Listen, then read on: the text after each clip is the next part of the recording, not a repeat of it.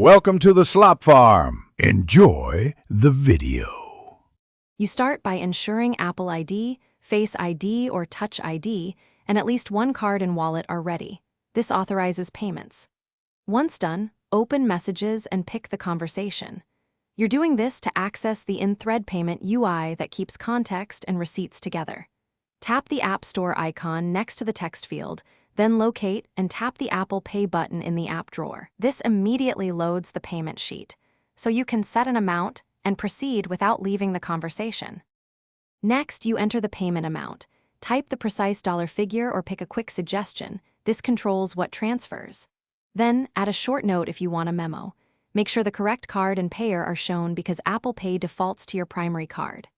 Once the amount and details look right, tap Pay. You must authenticate. Use Face ID, Touch ID, or your passcode to authorize the transfer. This step prevents accidental or fraudulent sends.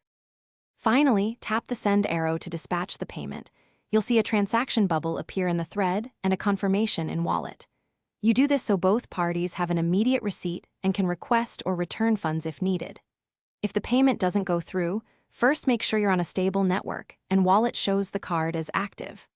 Also, confirm your Apple ID is signed in and that Apple Cash or card limits haven't been exceeded. Those are the common blockers. Thanks for watching. Consider subscribing if we helped you today.